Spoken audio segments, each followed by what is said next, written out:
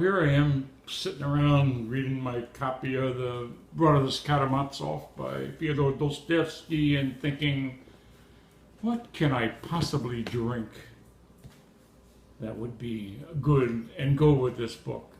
And suddenly, I have an idea. How about a Moscow Mule? A Moscow Mule is made with ginger beer, vodka, and lime juice, and has very interesting history. In 1939, a guy named Martin bought all the rights to Smirnoff vodka from a Russian expat that needed the money. But he couldn't do much with it. Gin was the biggest drink. And then, 1941, he hooked up with a guy named Morgan, who was a friend, and he made Cock and Bull ginger beer. And they got together and they think, well, how could we possibly put together? What kind of drink could we create that would be interesting and good for people? They said, oh, well, why don't we mix the vodka with the ginger beer? And then Morgan had a girlfriend who made copper cups. And she said, why don't we serve it in copper cups? And that would make it distinct now, copper cups. And so they did, and they created it, and they called it the Moscow Mule, and we'll talk about that a little later. Martin went across the country with a very early Polaroid camera and took pictures of bartenders making Moscow Mules, and he showed them to other bartenders and pretty much convinced them all that this was a drink that was very, very popular. In fact, the Moscow Mule is credited with, from the 40s to the 60s, making vodka one of the most popular alcohol drinks. Of course, during the 50s, when they had the Red Scare, a lot of bartenders refused to serve. It was Russian, it was communist, they didn't want anything to do with it. But even Walter Winchell stood up and said, this is American-made drink, American-made creation, has nothing to do with Russia.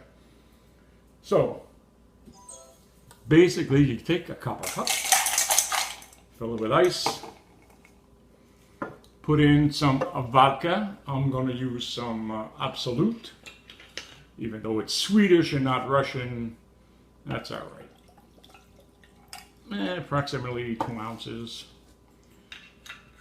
You add to that ginger beer, which as you know is one of my favorites. I love the Goya Jamaican ginger beer. Not Cock and Bull, and you add that to the drink, about 4 ounces. You take a wedge of lime, squeeze it into the drink, around the edge, and throw it in. And there you have it. Ginger beer, vodka, lime juice. You can use lime juice if you want. You have a Moscow Mule.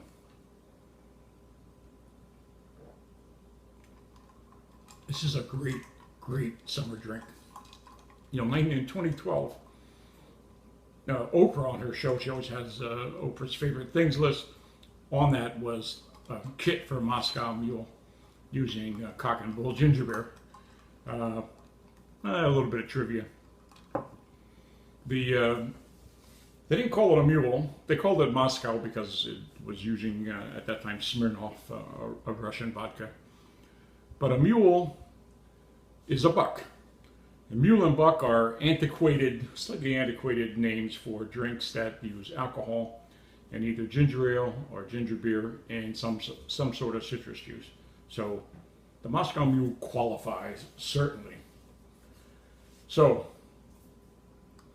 they're very, very popular now, as you know. And the history is sort of vague. Did they create it in Los Angeles or did they create it in New York City the first time? But it really thrived in the West Coast and Los Angeles. The Hollywood types, if it fizzled and it came in a shiny thing, they loved it. It was very, very popular. And in Las Vegas, too. Hara, the man from the casino, was very, very fond of this drink. It's making a huge comeback. You can get it just about anywhere. And if you can't, tell them you saw the video, you saw The Good Life, and you're not happy that they don't have it.